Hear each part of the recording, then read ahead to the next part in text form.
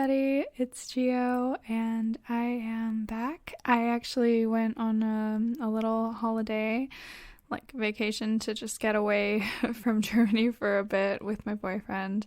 And yeah, like go somewhere because actually over here in Europe, the restrictions are not as strict as in the US. So we were fortunate enough to be able to drive down to Italy.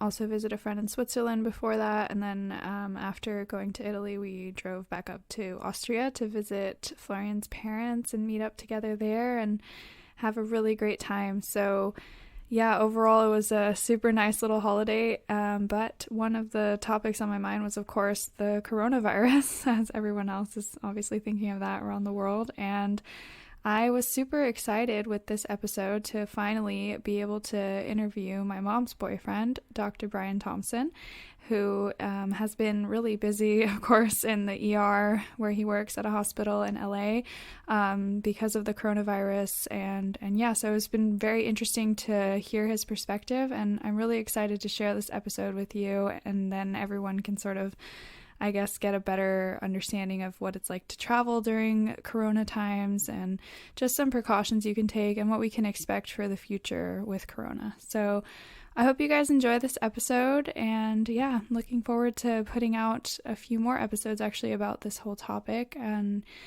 thank you guys so much again for listening. Hope you enjoy, and I'll catch you on the next one.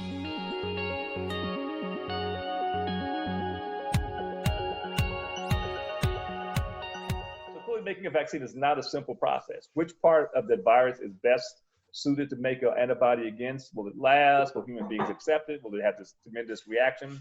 So we are not, those two trials in particular, the one in the UK and the one up in northwest of this country, are probably the two most promising.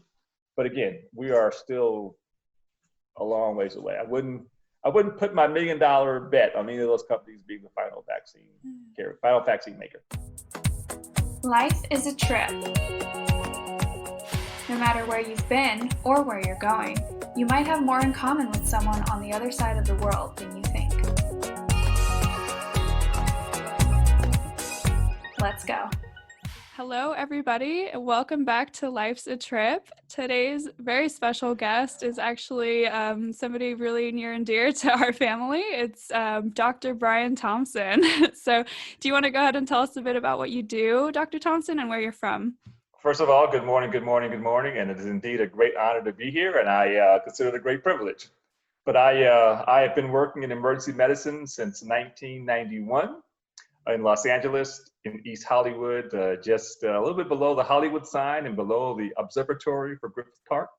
And I've been in various roles in emergency medicine, from disaster resource committee chairman to emergency review committees. So this is right now in one of our biggest emergencies ever.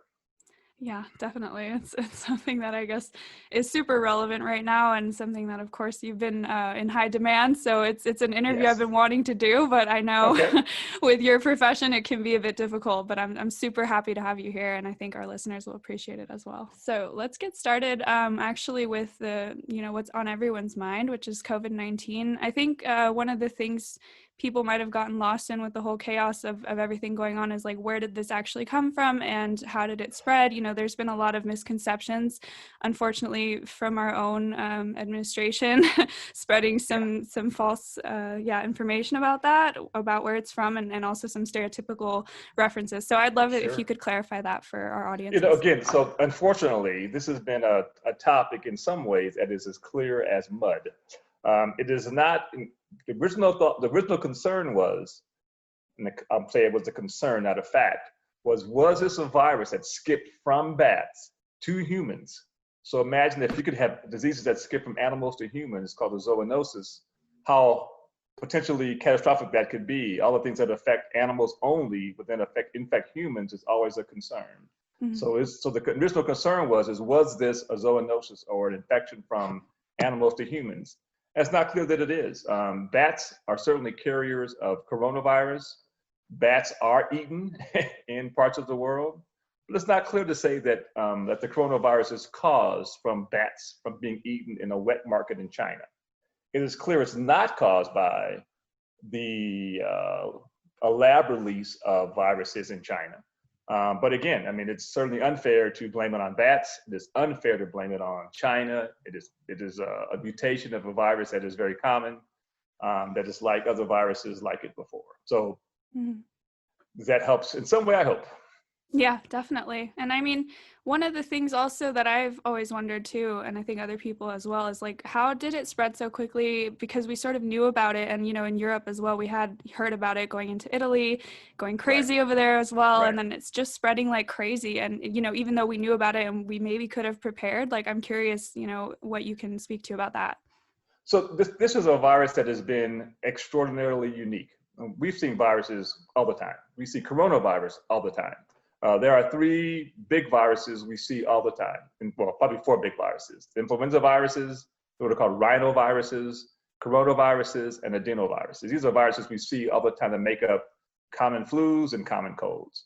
So again, I mean, we figure another cold or flu virus. We see these all the time. Viruses are constantly in our environment.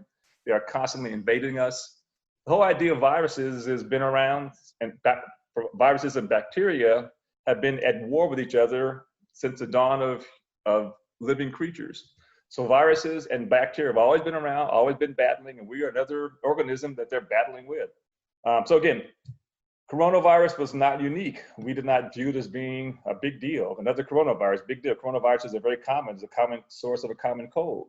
But then the unique thing about this one was A, the possibility of this animal spread, and B, that it could be spread by carriers who were asymptomatic, who had no symptoms. And that was unique. And no one believed that was true. And the first scientist, a German scientist actually, can't recall her name, who just in her labs discussing the possibility of this being a possibility, was just lambasted by the scientific community. But how can you say this? It's never happened. You can't have people who are carriers without symptoms. That isn't true. She's like, look, I'm not trying to make something. I'm not trying to make things up to make people angry or to make people concerned. I'm just saying, look out for this virus that may have these carriers. And so she was right. This is an unusual thing that people have no symptoms, or at worst, minimal symptoms, who are carriers of a serious illness is unheard of. It was unheard of in anyone's lifetime who's still living. So again, that was unusual, how it was spread. And then people didn't want to believe it was a serious virus. It's another cold virus, another flu virus. We see these all the time. It's February, it's January. We always get flus and colds in January and February. What is there to worry about? Well, it's different. Again, I mean, it was all the things we thought weren't true ended up being true. It was a serious, lethal virus. It was spread with carriers who had no symptoms. It may have had some role in coming from an animal. These are all the worst case scenarios we could have only imagined. Yeah, definitely. I mean, it definitely got like out of proportion so quickly that I think people lost track, and especially Americans. I think a lot of us are so independent in our thinking, and we don't like to just go by one source of news, so to speak. So we're kind of like, well, I don't believe that, and I have my freedom and things like that. But it's a serious thing. It was like a perfect storm of, in the last 3 years under this administration of President 45, there's been a huge assault on what is news and what is fact. The obscuring fact from fact from fake news has been a big part of President 45's way of doing business. And again, if you could obscure fact, people are less likely to believe fact when you say, hey, this is a big deal. It's fake news. It's fake news. No, it's not fake news. So again, our own administration, as you said earlier, kind of set us down a bad path from the very beginning. Yeah, for sure. And I think a lot of the confusion, which maybe you can also clarify, has been around who can get the virus. So obviously there is a certain population that is more vulnerable, but now I've heard even some people from my family who are younger have gotten the virus. So I'm curious if you can clarify that as well for people who think they are kind of like immune. Yeah, exactly. Yeah. It's a virus. So let's look at viruses. Sometimes you can look at viruses or anything in medicine as being a sentient being who has its own way of doing things. Isn't true, but we can kind of look at it that way. So if you're a virus, a parasite, and you decide to jump on this host, because parasites live on hosts, and kill all your hosts, what would happen to you as a parasite? You would die. So you would no longer exist. So the virus, as a parasite in some ways, has at one point was killing people right and left. And of course, when you kill someone, you get put in the ground, and the virus itself is lost. So now we're seeing less lethal strains of the virus that may be more transmissible, but are less lethal. So meaning that for young people who thought they were immune or somehow were not going to get this virus, no, you may have early on, you may have had a less lethal mutation of this virus. Now maybe a less lethal thing is coming, but it's getting through more people. So in the past, when the things first came around, the initial mutation may have been more lethal to those who were more ill, older adults in particular. But now we're seeing an emergence across all age groups. Arguably, young people are getting it way more than older people are getting it. Maybe not dying at the same rate, but certainly becoming more infected by it. Wow. Yeah, so it's something definitely to take into account, especially now, I'm going on a trip next week with my boyfriend down to Italy. Sounds wonderful. Yeah, it's nice, but the situation in Europe, I think, is a little bit different than the US. And, I'm wondering what you think about what the US has done to address COVID-19 and, what measures maybe should be put into place, what hasn't been done yet that could be done, or what has been done correctly. Anything that you can speak to on that? I mean, it's such a I understand being a politician is extraordinarily difficult. I mean, I don't want to beat a dead horse too much and go back in time, but initially the idea of not wearing masks was being propagated to many ways to avoid the overuse of masks. We had a few masks available. You don't want to make it so it's only being used by a few, but the reality was, if we had done masks early on, that would have been the most important part. Arguably, I worked next to a guy for a week, who ended up being hospitalized on a ventilator. He was recovered, physician friend of mine. Mm-hmm. I sat next to him for days, and he's coughing, wearing a mask. I didn't get the virus. I never got ill. So again, having a mask, having distancing, and having frequent hand washing, those three things, even going back, this is way back in March, proved to be a lifesaver, not only myself, but for our entire department. This one guy, he's a busy man. He's got his mid-60s. He's in generally good health, not great. Could have affected the entire department. But again, we already had in place a strong culture of frequent hand washing, wearing masks, and kind of already distancing already. Physicians, but doctors aren't always such good social beings, so we're already kind of socially distant already. I can see that. Yeah.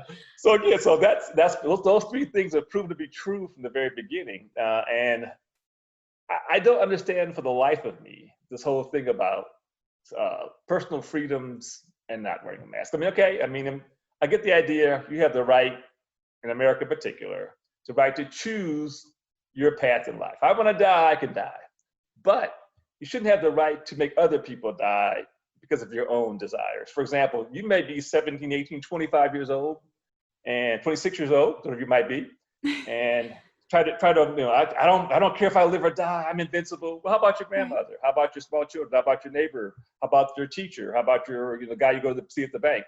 All people you come in contact with who had no part of your decision, you have no right to make them sick too. I mean, so, okay, you have the right to go outside, jump off a cliff if you want to, or crash your car, or whatever you want to do, but you have no right to make other people sick around, especially those who, like your grandmother or your great-grandparents, who had no part in your decision, who have other illnesses you may not even know about.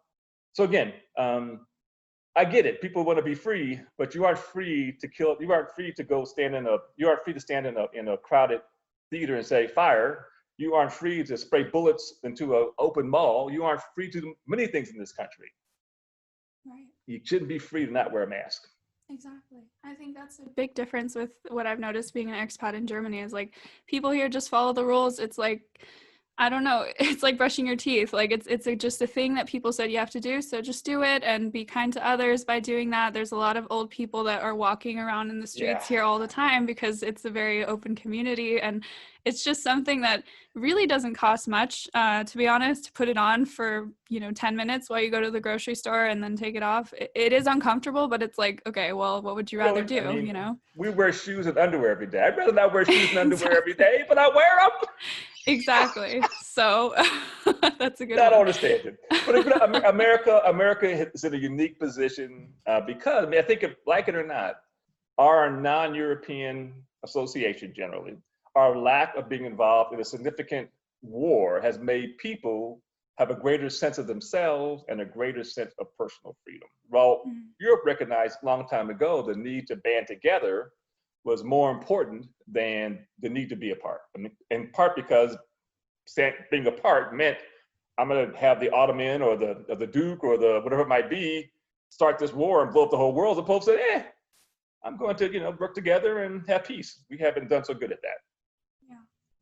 Well, let's see how that changes hopefully in the future. I hope it changes. But yeah, we'll get to that in a little bit. I Yes, actually ma'am. want to go back to that point you mentioned about, obviously wearing face masks and what actually works, if it actually makes a difference. Because I've seen, in social media, which I'm always on there, like people sometimes also think that perhaps it's not airborne. And I've heard people say that a lot. And I would love to clear that up today because it's Okay. something that I really don't Sure. understand.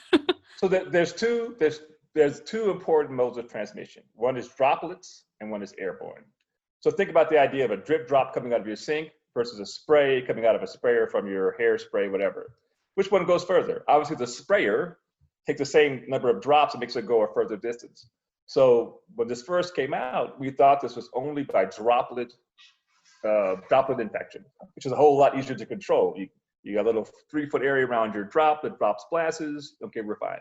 But airborne, different story. Airborne can go anywhere. It can go under your vents. It can go all across a 50-foot space by a single cough.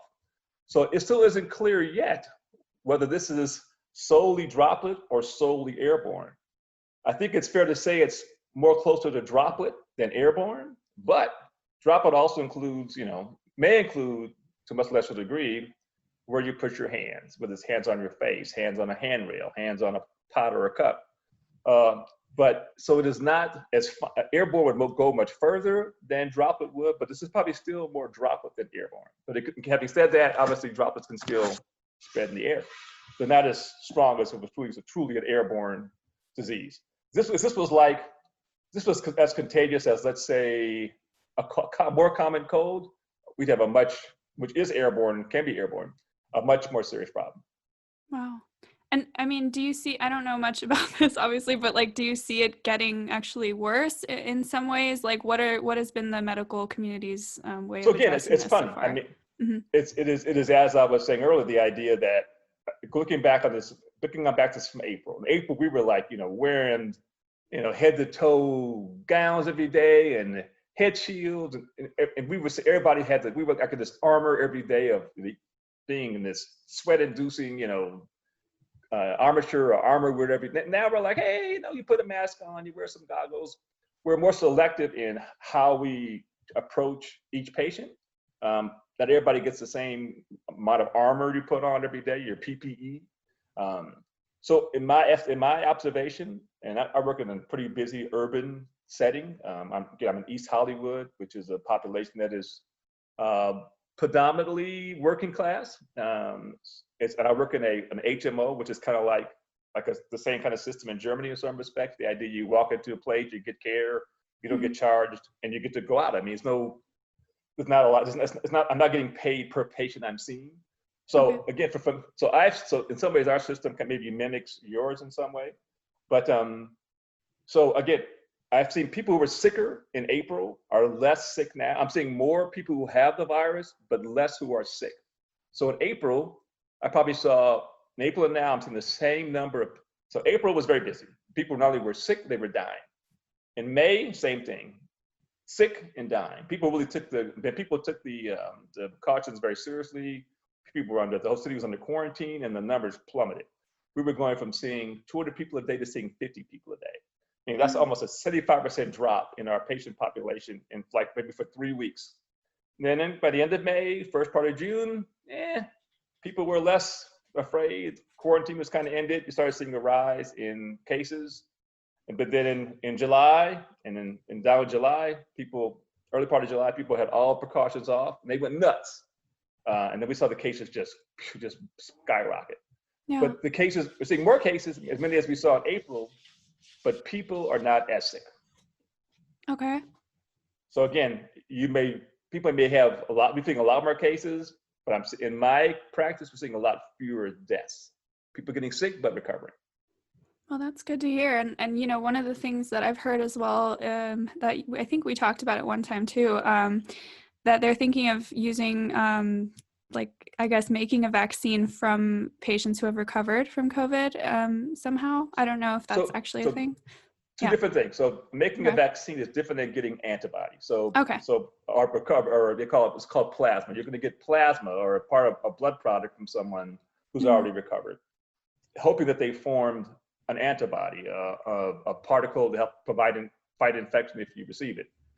It's not clear, unfortunately, that those who have had infection develop this convalescent plasma, or this plasma of the sick. People have gotten sick, developed these protection from it. Unfortunately, it may not be the case.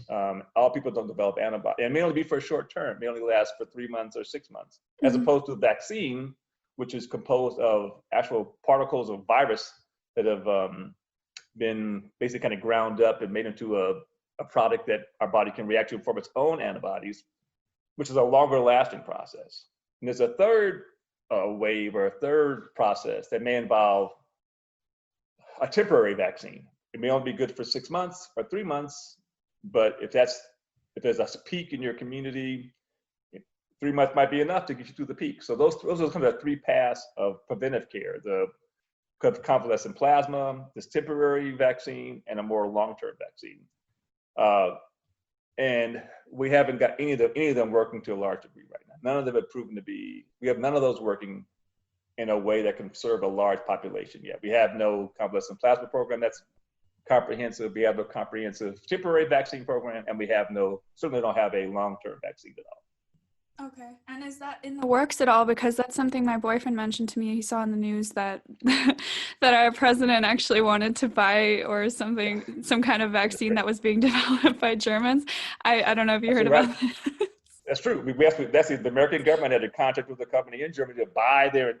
So first we want to negotiate like Mr. 45. He thinks he's Mr. Deal Maker. Yeah. I'll make you a deal. Yeah, I'll buy your product. Well, if I can't buy your product, I'll just buy your company. I mean, that was part of his deal. The company, of course, said, no, you can't buy our company. It's wrong to completely monopolize the vaccine. So that's not right. I mean, so again, the German company, I can't recall their name, decided, no, we're not going to be sold to you, and no, we're not going to sell our vaccine to you. This is supposed to be for the good of the entire world. Yes, we're going to make a profit on this process, but nobody don't need to be a monopoly, and nobody don't need to only sell it to you who clearly may make an effort to not share it with the world. Okay. But yeah, that's funny, but it's a funny story, but absolutely true. And then what he's done now is he's chosen to give this huge amount of money to a friend who has a company who has no proven vaccine track record. Give them $16 billion to begin to develop a vaccine for the virus. But of course, they would sell it only to the United States. And that's, again, I think it's a pretty pathetic worldview to only view things of this nature through your own lens. I think it's a pretty horrible thing for our American government to choose to do. Yeah, unfortunately, I'm not super surprised to hear that, but you're right. Yeah, it's interesting the things that have been developed so far. I mean, how are we doing, like, globally? Has there been anyone who's made any progress in sort of creating a vaccine or some kind of way to address this? Okay. So it sounds like the UK has had the most progress so far in developing a vaccine. So there's at least there's over 300 vaccine trials. There are at least 6 trials that are probably being fast-tracked for being the most likely to be successful. The one's in the UK, the one's here in Seattle, and there's several others across the world, but those are probably the 2 biggest ones that are most likely to be the most successful. Again, I think if we have, it's phenomenally hard. My sister is a physician also. She has a laboratory. Her lab does not develop vaccines, but the idea of how hard it is to have a lab develop a product, I've spoken to her several times about, and it's a very difficult process. So we've been working on the AIDS vaccine for 30 years. We haven't got an AIDS vaccine. So clearly making a vaccine is not a simple process. Which part of the virus is best suited to make an antibody against? Will it last? Will human beings accept it? Will it have this tremendous reaction? So we are not. Those 2 trials in particular, the one in the UK and the one up in northwest of this country, are probably the 2 most promising. But again, we are still a long ways away. I wouldn't put my $1 million bet on any of those companies being the final vaccine maker. Do you see that actually being something we have next year at all? Or is that still too soon? You know, I think at best we're looking at probably next. Let's give you an example. So I'll give another example. You talked about the idea of the AIDS vaccine taking 30 years and still not being developed yet. So that's hoping on the 30-year track. The Ebola vaccine. Again, Ebola, I'm sure you know about, is a horrible hemorrhagic bleeding disease in Africa that has a mortality of almost 80%. I mean, 4 out of 5 people who get this disease die of a horrible death. So again, is that Ebola vaccine, has that been resolved yet? No, it's been on the market for 15 years working on Ebola vaccine. So again, it is unlikely it'll be present by next year. At the earliest, you may see some trials, maybe in the fall of this year, but to be a commercially viable, in other words, making, millions of this stuff per year or per 6 months, I think it'd be optimistic to say it'll be present by next year. That'd be optimistic. Possible, but that'd be the earliest time. I certainly wouldn't count on it for the fall. I certainly wouldn't count on it for the spring. The earliest really is a year from now, at the very earliest. And I'd love to also speak to that point, I guess, that people, who are anti-vaccine, who would not maybe understand the reason why it takes so long, because you're saying that now. Maybe you can outline like the importance of getting vaccinated and also the whole reasoning behind it taking so long and how that does, actually make it a viable vaccine. Yeah. It's not just something you just throw in your body. No, right? I mean, to me, this is, I know every generation, every set of young people want to believe that somehow the world is going to begin with them. They want to reinvent or redefine the wheel for every generation. I'm 60 years old. I began practice in 1985 in medicine. I've got plenty of gray hair. And in my short time, and granted, it is a short time, being in medicine for 35 years, I have seen so much improvement in health from things, there's something called the influenza vaccine, H flu, not even the regular flu, for children. I used to see kids all night long, earaches, runny nose, high fevers. And they gave them more vaccine, H flu vaccine. Man, these kids, I don't hardly see any kids at night anymore because of earaches and cold and flu of that serious nature in the last 10 years. I mean, that's again, a real simple vaccine. Not even, you could argue, why they even bother to develop a vaccine for this thing? It wasn't even a big deal. Kids' lives are so much better by that simple influenza vaccine. It's incredible. Pneumonia vaccine, again, I see kids when I first started practice dying right and left from pneumonia, from streptococcal pneumonias. I don't see any anymore. And these people forget how severe this was. Polio, again, horrible disease process. Kids who can't walk because of polio. People stopped doing polio vaccine. What did I see about 10 years ago? Recurrence of polio. Measles, again, that's a horrible disease to die from. You get this horrible total body redness. Your whole body's full of bruises everywhere. It ain't going away. Last 2 years, anti-vaxxers, oh, we don't need it, I don't need it. Again, measles died. Meningitis. I mean, my cousin, she is now 42. Deaf because she had a meningitis infection as a young child. Beautiful girl, smart, but deaf. I mean, again, all because of meningitis. Don't see it anymore. People forget about it. I mean, who wants to either die from a brain infection or lose your hearing or your vision because of an infection? Don't see them. So again, the amount of morbidity or illness because of vaccines has been so wonderful. People take it for granted. Oh, that was just all natural. No, it wasn't natural. Poop is natural. I don't want to eat poop every day. So again, science has a huge role in improving human health. Being natural in and of itself being natural is a great thing, but being natural may not result in you having a very long lifespan. Don't forget that you, as an anthropologist in some ways, know human beings used to live until 35 or 40 years old. That was a full life. 60 was a great life. People now live an average of 80 years old, just about, even more than that in some countries. This is mostly because of modern medicine and getting things like vaccines and antibiotics. People don't die from toothache. People don't die from appendicitis. People don't die from colds and flus. They don't happen anymore. We take that for granted. But again, I mean, I'm still a relatively young person, and I have seen a tremendous improvement in human health by adding these vaccines to our daily lives. So again, if the vaccine was offered to me, even as a trial, I would get in line and get it early on because, again, I'm at risk every day going to work, and having the risk reduced would be a tremendous value to me. I mean, if this is going to, this may not wipe out 1/4 of the human population like the plague did in the Middle Ages several times. And don't forget, the plague may have been a virus and not a bacterium. So again, if a vaccine comes along, by all means, unless you want to be part of the one quarter of the world that dies, I would get the vaccine. Right. And I think it boils down to as well, like people, they don't understand what they can't see or what they haven't, studied, because I can relate, of course, to not, I mean, I had trouble in college, like following along with chemistry in my bio classes, and it is really difficult to just understand that putting something in your body could help you, or that, you hear conspiracy theories. I've seen countless social media posts that are like, even saying, that getting tested is a way for them to track us, and that, the vaccine is actually weakening our bodies, and they want to destroy like some portion of the population, all countless things that I've seen. But I just can't believe that people, pass this around. It was actually a chainmail message. And I had to say, like, please don't send this to me, first of all. Right. Second of all, like, please, watch some kind of scientific report, anything you can do, because it's really damaging to spread this information.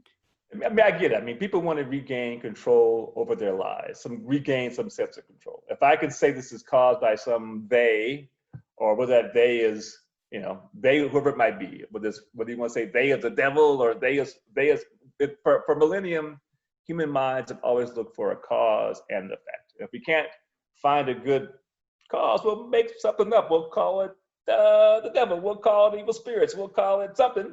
So we can have a greater sense of control of that uncontrollable thing that causes us great fear. So having said that, this is the same kind of a thing. I understand people have a great fear about anything that causes you to have an unexpected turn in your health. Mm-hmm. But the answer is not going to be, the answer to response to this fear is not going to be to ignore it. The answer to the fear is to explore it, unfortunately. And exploring it is science. Looking at, well, okay, is that really the cause? Is that really the effect? To ask the question and then be willing to deal with the answer, as opposed to saying, oh, I don't want to know, I'm afraid, I'm just going to make something up. No, I mean, again, conspiracy theories are just astounding to me. I mean, you tell one friend one thing, and she's not going to tell her friend, her other friend, and her other friend, and her other friend. I mean, are we that good at keeping secrets? And clearly we're not. So conspiracies always involve keeping a secret that human beings, by their very nature, cannot keep secrets. As my grandma would say, they can't keep water on their chest. So again, conspiracy theories by their very nature. If you can't tell me who they is, who's the they you refer to is going to do this thing to you? If you can't tell me who they is, then I can't even talk to you about it. We can't have a conversation about they. Exactly. And I mean, I'm also wondering, like, does it help, let's go through maybe again for people who don't know the symptoms that COVID-19 presents and that you might want to get checked out for. And also, can you also speak to the fact that if it does help to even get tested, and does that contribute to the research at all? Because I know maybe people are hesitant because I'm afraid, to be honest, of going to a hospital actually right now. Yes. Like if I were to get anything, I'd be really terrified, even though now it's calmer in Germany, but yeah. It is. I mean, again, I think Germany is a great example of again, how calm played a great role in, again, taking a nation that certainly has issues in the past and able to maintain some calm is shows tremendous value. I mean, again, so the idea that, what should you watch out for, and what should you seek care for? And what is the role of testing in terms of research or in terms of helping this disease end? Mm-hmm. Arguably, this is a very interesting point. If you're going to test people, but you're not going to trace people, then testing is useless. So in this country, that's what's happened. We're doing random tests with no tracing, and all this just cause panic. Am I suggesting that we do no testing? No, I'm not suggesting that at all. I'm suggesting we do more testing and more tracing. So again, but our current path in this country is haphazard at best and useless. It is useless to test people and not to figure out where the hot spots of the virus are. What New York did was useful. They tested a lot of people. They found out what neighborhood you came from, and they in turn locked down those neighborhoods even more so than because of virtue of testing. Without that, testing is not going to be terribly useful. So what would I seek testing for? To be honest with you, at this point in this country, I would only seek testing if I really was horribly ill. I was markedly short of breath. I couldn't catch my breath. I couldn't walk from my kitchen to my bedroom. I couldn't walk from down my block, and I was getting short of breath or severe cough. Or I had contact with others who I was at risk for. Other than those people, other than that being the case, I'd wear my mask. I would do my social distancing, and I probably would not get a test. I know people want to know what they have, but the fact of the matter is the test itself isn't always accurate. When the test is done isn't always accurate. So I would reserve testing for those who are truly ill, who physicians can't figure out what you have. I mean, if you come to the emergency department and you're a person who's 45 years old, who is coughing, hacking, and can't catch their breath, and your oxygen levels are very low, we do what's called a test called an oxygen saturation test to see how well your blood can take oxygen. It tells us how well your lungs function. So that young person who's 45 who comes in with low oxygen saturation, who looks ill, I'm not sure what you have, that person would benefit from a test so I could figure out how to isolate you, how to figure out where you came from, and maybe figure out where you got this from, and keep and be able to track better what you have. If you have, again, that's the biggest issue with COVID is being short of breath and coughing. Coughing because it spreads the illness, short of breath because it personally affects your likelihood of living. Things like, is that the only things that occur with COVID? No, the loss of taste is a common symptom of COVID. I can't taste anything, doc, and I think I have a cold. You probably have COVID. Doc, I got diarrhea, and I think it's COVID. Possible, but a lot less likely. There's always, again, we're still in the dead of summer. Viruses in the summer often cause diarrhea or illness. So again, let's say your main problem is diarrhea or stomach ache. You think it may be COVID? Okay, isolate yourself, until your symptoms go away. If you have no fever, it doesn't really matter what you had. You got better. And again, do I need to know as a doctor if you had COVID or not? I don't need to know. As a patient, do you need to know? It may satisfy your curiosity, but does it really change your outcome? In a situation where we may be spending dollars we don't need to spend on this situation, I would say no. It doesn't really require you to be tested. So again, who needs to be tested? It's really very few. If I'm in Germany and everyone's going to get tested, and I can trace those who are being tested, testing is useful, very useful. In this country, since we aren't really going to trace you very well, maybe not so useful. So again. Do I see people every day who come in with a panic, who are anxious and panicked that they have COVID? Absolutely. Do I test all of them? Absolutely not. Right. I think those are usually people as well, especially us millennials, who like to look at WebMD all night and figure out our symptoms and freak out. That happens a lot. I'm having an aneurysm. No, you're having just a snotty nose, my friend. Go home. Yeah. Well, yeah, that's good to know, though. I think that's something people, especially Americans, are uncomfortable with, is tracing, because that's something you think immediately about, like communism and China, and like you don't want to write your personal information, and what are you going to do with my information? And it is weird at first. Like, that's something we had to do. Even we still do now, actually. Going to a restaurant, you have to wear your face mask walking in. As soon as you get to your table, you can remove it, but when you get to your table, you have to fill out a form with your information. And I mean, I think that's something maybe Americans can do, like, not if they don't have that at restaurants, okay, but maybe they can, if they tested positive, at least call like places they've been to like let them know, like, I had COVID, you might have an exposure. I think there's just so many ways to try, hopefully. Yeah, I mean, again, I think people are always worried about government. Hello, mama. Worried about a government intrusion into your life. The government doesn't care about your little $2 life. They don't care about exactly. Everybody thinks that. Yeah. I mean, you're getting more information. You're getting more emails from Kohl's and all these other retailers, and you're getting from the government. Yeah. I don't understand. Anyway, so no, it's but some restaurants have begun the process of asking for at least your phone number, at least, if you go. And that's worthwhile to do. Again, if we can, tracing is the part that Americans have fought the most, but in some ways it's the most beneficial to track where infections are occurring, where hotspots are. If you can do that, you can kind of control it very well. But again, in this country, for some bizarre, I can't say for bizarre reasons, but we have a big thing about personal freedom and but we have no problem giving our stuff to Google or Yahoo, Exactly. who have, I mean, if you go to your computer, you look up, you want to ask about a bar stool, and you get a whole. Yeah, it's following you for days. Yeah, exactly. Exactly. Yeah, it's a good point. And yeah, I mean, one of the things I saw in the news as well, and I guess it just comes down to is the face masks, because they even said in the German news, like, no matter if you tested negatively or not for COVID, you should still wear your mask because you can still end up being a carrier. So that's a really good point. I think people should remember. Yes.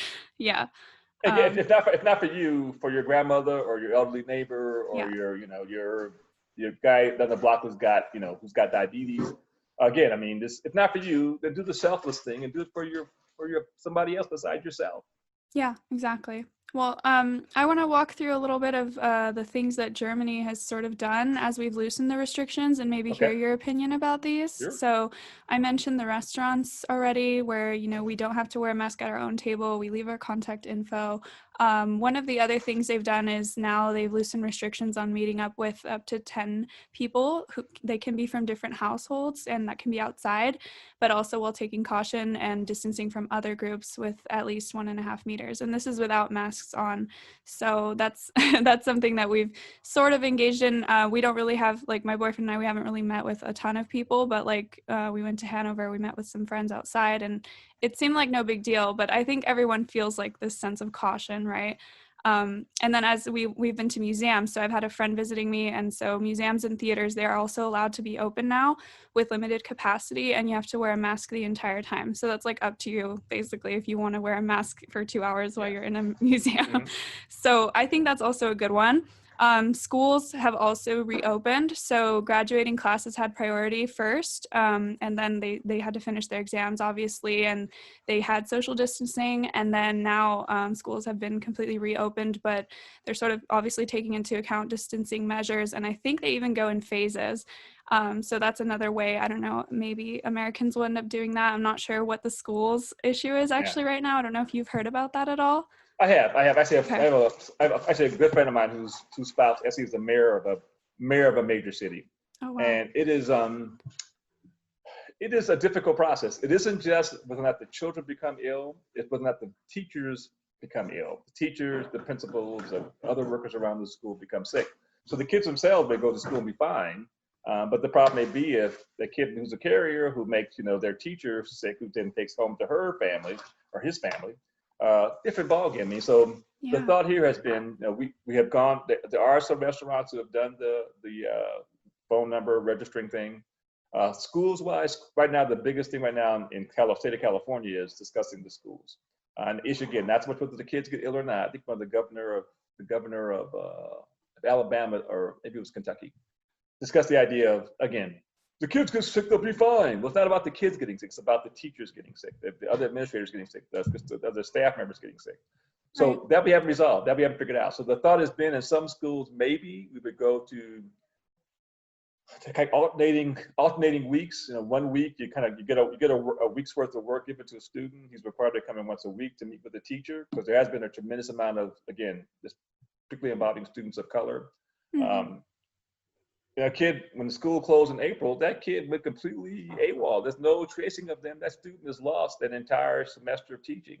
And if you're black, or if you're a person of color, or in this case, it's often an impoverished person, goodness gracious, you've lost a whole 6 months of school, man. You're gonna fall so far behind. You're gonna even a larger gap. So the thought was requiring students to come in once a week, to come in with one-on-one with a teacher, get all their work reviewed, and then next week, kind of all the impact. 1 week you get instruction, 1 week you go to your home doing your work, and then come back to have the teacher review by the end of the week. That's a possibility. That sounds actually quite promising. I think it probably is a mixture of both social distancing as well as still getting in-person instruction. I think most people would agree that in-person instruction for young people in particular is probably the most beneficial way for kids to gain education. Doesn't apply to all kids. Maybe again, there's no rule that applies to all. There's never always apply, but I think most kids, more than 80%, would benefit from in-person instruction. There's a small number who can do it on their own, but I think 95% of kids would benefit from in-person instruction. 5% can do it on their own. Talk about what you do, not going to do the work. So he's like 10%, you're going to succeed no matter what, fail no matter what. But the 90%, you can benefit from in-person instruction in some kind of way to have their work checked.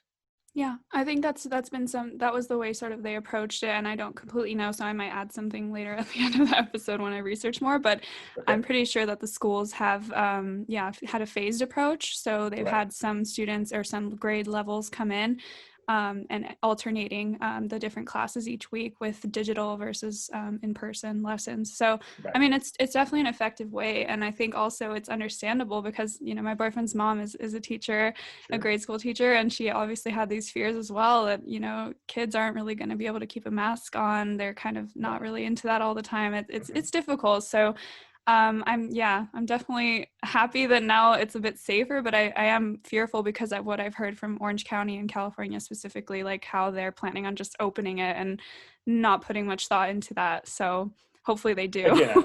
Again, you have access to an excellent instructor who has great insight. Your mother, exactly, professor at Thornton College, has great insight to how students may be. Yeah. But again, I mean, is that a way to go? Yeah, you can go that way, and then but I guarantee if Orange County chooses, I can't guarantee anything, but I would suspect if Orange County does that in the fall, they're looking at their hospital being overwhelmed by January, and that'll be again, that's not. No one wishes that upon anybody. No one wishes to prove anybody wrong in this situation. Say I told you so, and your grandma dies, or your kid dies, or your friend dies.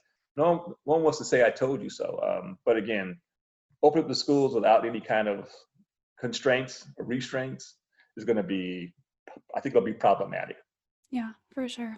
Well, and unfortunately, we often don't learn from places like Germany. We don't take the time out to look at other models to say, hey, what'd you guys do over there? This administration has sought so little input from other places to say, hey, man, what worked over there? What didn't work over there? To ask the question, to embrace other allies.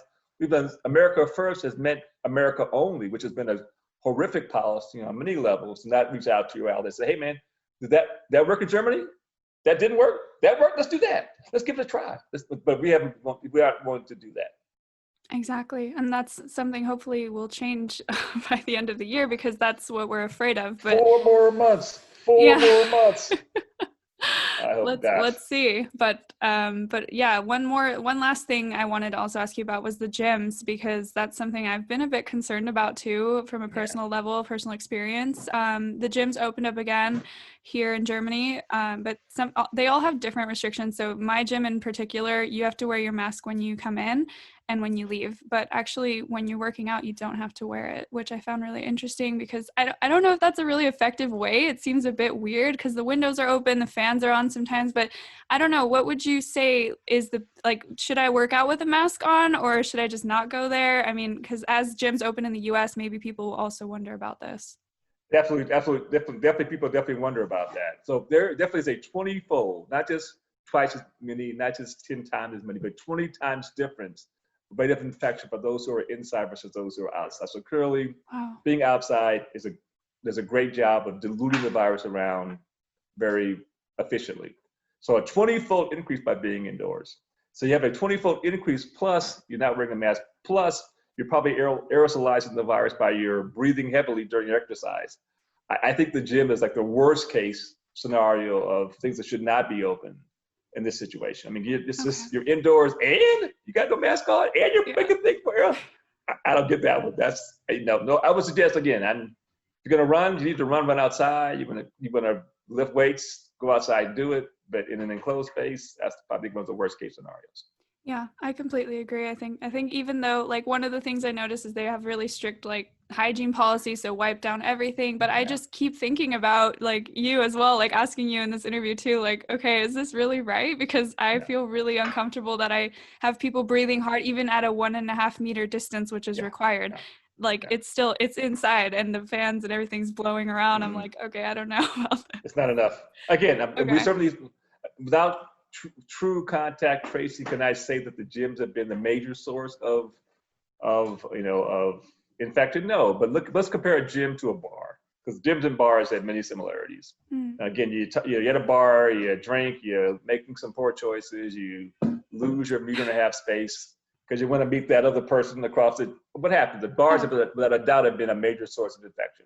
So to me, the gym is exactly the same scenario. It is going to be a major source of infection for the exact same reasons.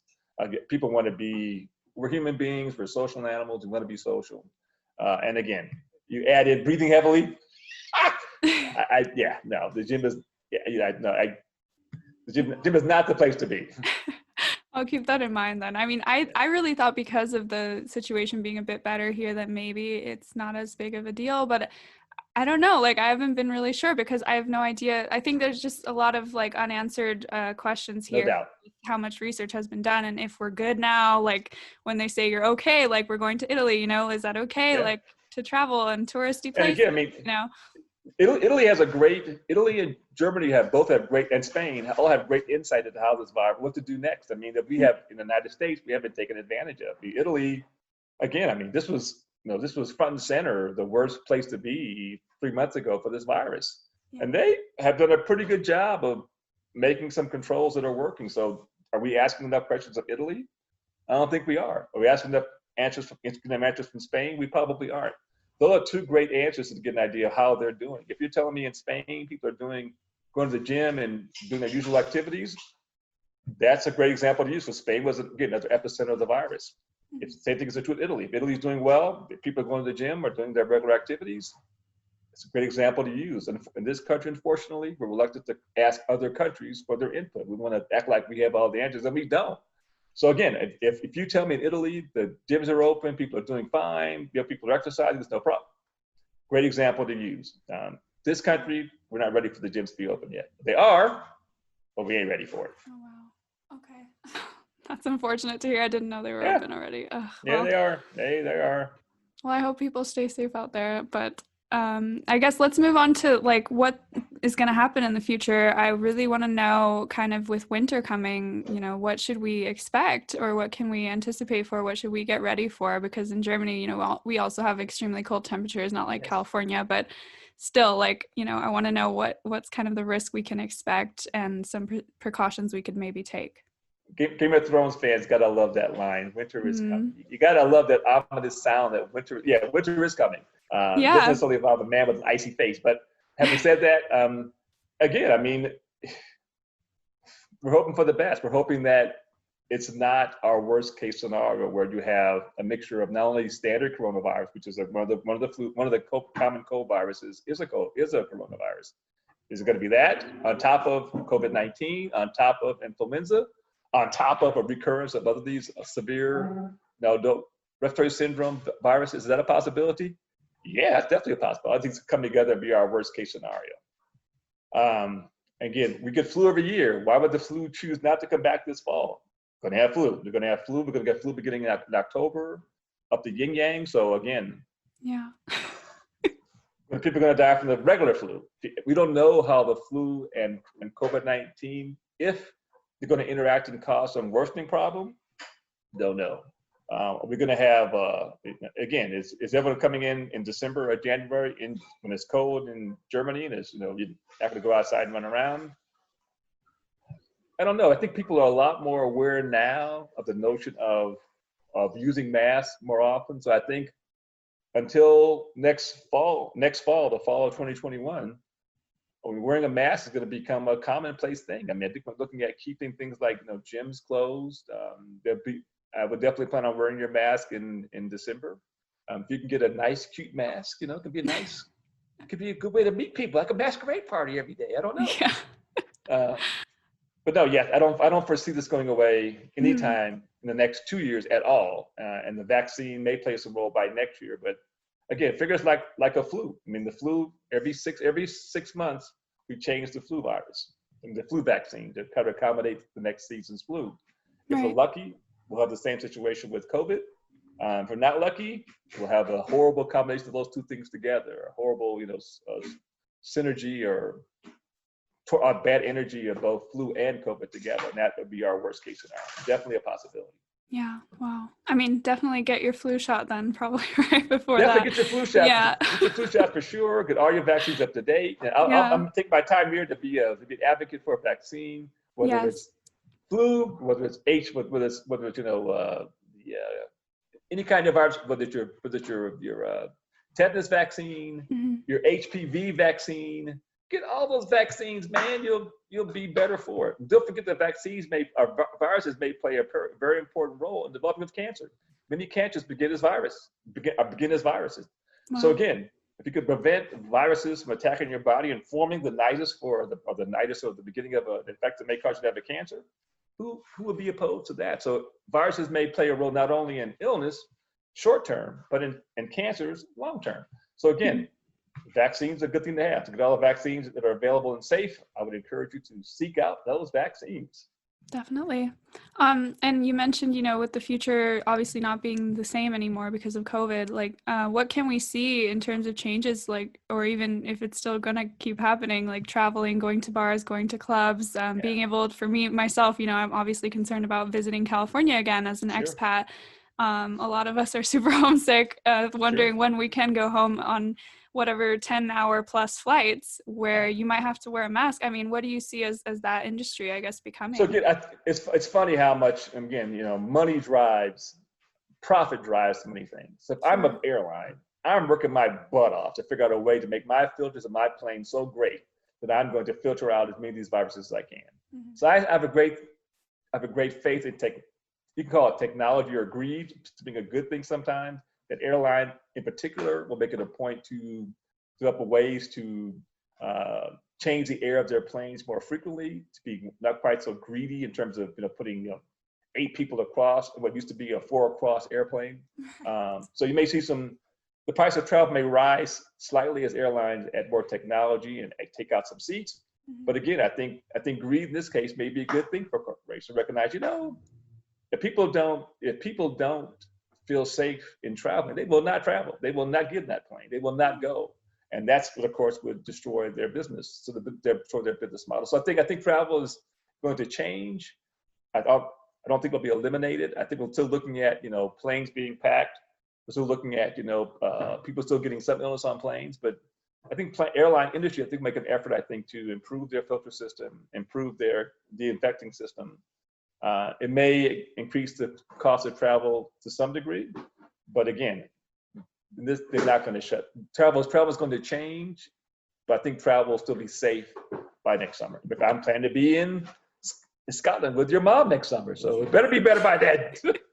Let's hope so. We definitely want to go meet you guys there, and I would love to do that. But I also would love to go there this Christmas, but I'm not sure if that's going to be possible. So let's see. Again, I think it's really become a week by week thing for now. Yeah, exactly. It's like a trial as you go, especially with even Germany. Like, we're just kind of checking how we can do it, going with the flow, seeing if it's possible to go back to the gym, to school, to whatever.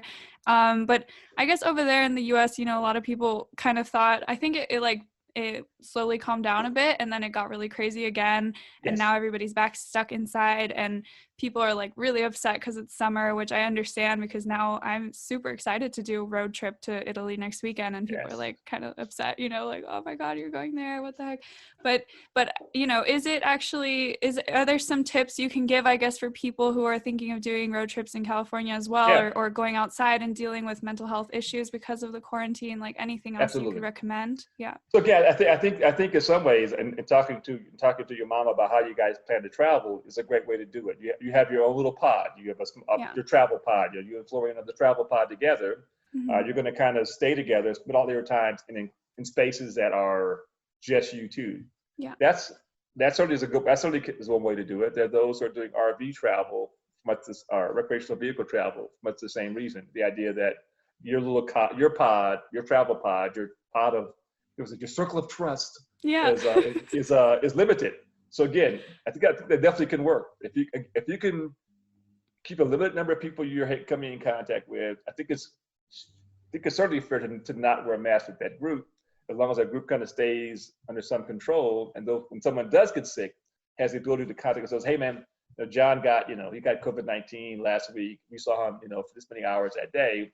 It still does take prolonged contact in a certain space. It still requires that. If you're just walking by someone, are you likely to have gotten the disease, getting COVID-19? Probably not. But if you're talking to a guy or a gal with no mask on, who has no symptoms, and just talking and chatting for 10 minutes or more, and they end up having COVID-19, that's the case. You probably will get COVID-19, become COVID-19 positive. So again, if you can limit your contact with people to a limited amount of time, You can keep your circle of trust or your pod, your secure pod small.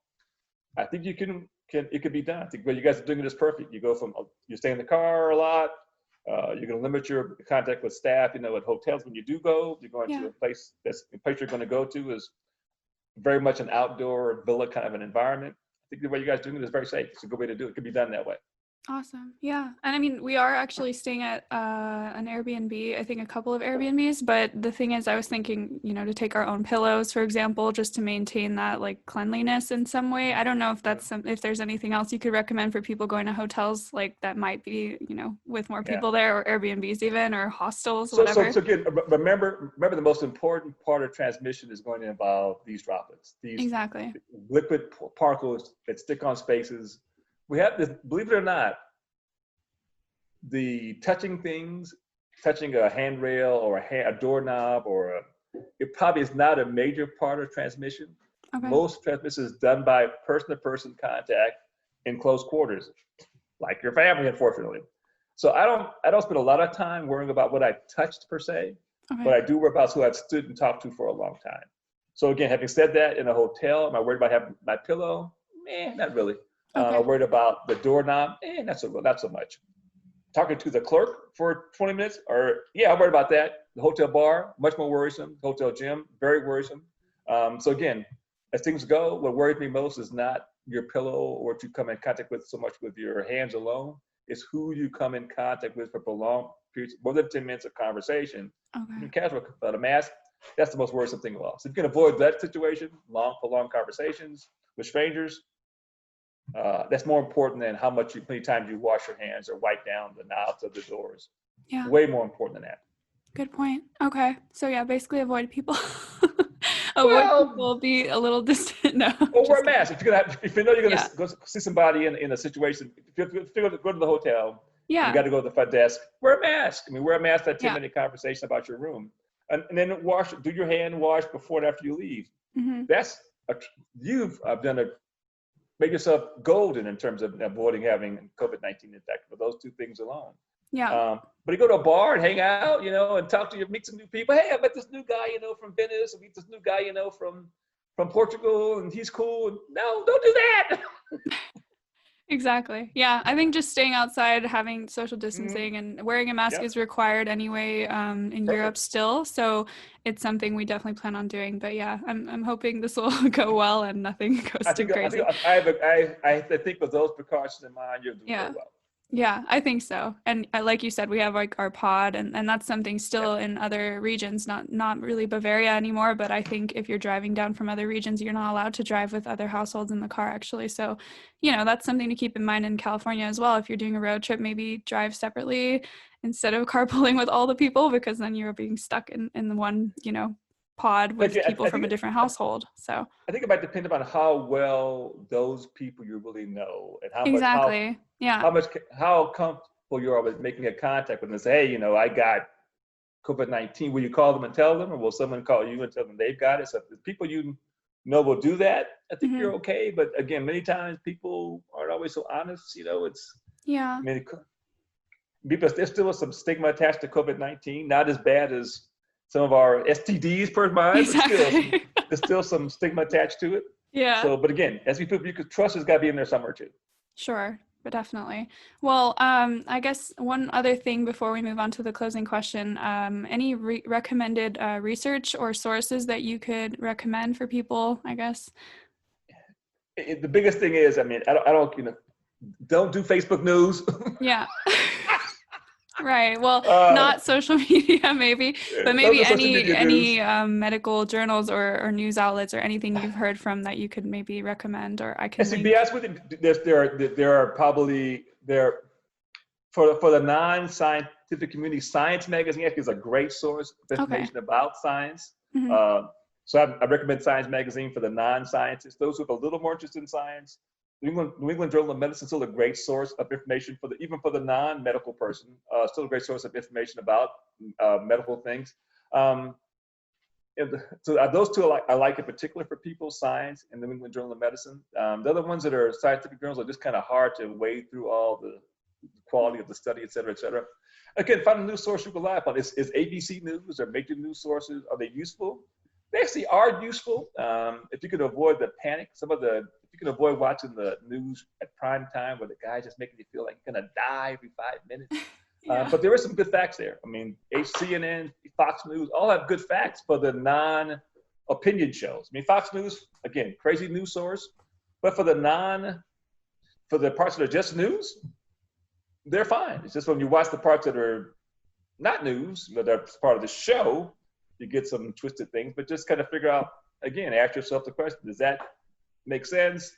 Hitting more than one place? Is there just a they involved? That can't be a good source of news. I mean, so again, just don't use Facebook news. Don't use social media news. Really use a major news source. I think you'll be fine. Yeah, I'm just thinking critically and, maintaining the hygiene, the social distancing, and the mask. It's like the main things, the basics. Does that make sense? The answer is no, that does not make sense. That's a stupid thought. Then again, it's definitely critical thinking is definitely useful thing to do. I would definitely encourage critical thinking. Yes. Okay, good. We have it, Dr. Thompson approved. Yes. Think critically. Ask questions. All right, cool. Well, let's go ahead and go into the closing question. It's just a random question, so whatever comes to mind, let me know. So, who has impressed you most with what they've accomplished? In life in general or in regards to COVID? Yeah, whatever you want. In life in general, I would say, like, as a broad question. Yes, as you're an accomplished person yourself, and, I'm curious who has actually impressed you. I'm gonna give my sister some kudos for sure. Oh, that's sweet. Yeah, she's a remarkable person. Again, she's a researcher and a clinician in medicine. Mm-hmm. She's a funny person. She's funny. She's strong. She's independent. I love her dearly. So I'm gonna give her probably the greatest kudos of people like off the top of my head. Somebody I really know and have contact with frequently, right. But still remains humility. In terms of more public figures, gee whiz. I mean, it's just, I don't know. There's so many people that I have great respect for. I still love my buddy Obama. Still a Barack fan. I knew you'd say that. Gotta get Barack in there somewhere. Heck yeah. Yeah. I mean, but people who I have daily contact with, I'd probably say my sister. And I'll say your mom too. Your mom's a remarkable person. She's remarkable really in terms of her. But it's just, I guess, why have fools with her? But I mean, smart, strong, independent, has well thought out opinions, doesn't mind accepting other people's points of views. Again, those people come to mind to me most right away. And my mother's a great person. Yeah. Yeah, for sure. Well, you've got a great circle around you, let's just say, of impressive people. Yeah, I do. Yeah. Well, that's great, Brian. Well, thank you so much for being on the podcast. And that's pretty much it. Well, Gail, it was great to be here. I hope to see you soon. We have your space ready for you here in California. So hope you come out and enjoy it sometime soon. Yeah, I think you will. It's really been a great place to be. I can't wait. Hope you come out and enjoy it as well. We'll look forward to it. Yes, and thank you again for all the information. I hope everybody gets something out of this episode. I think it's super beneficial. So fantastic. It was a pleasure. Awesome. Be well. You too. Follow me on Instagram by searching for @GeoMonreal and check out my blog on geomonreal.com. Want to be on the next episode? Send an email to lifeisatrippodcast@gmail.com. Music from purpleplanet.com.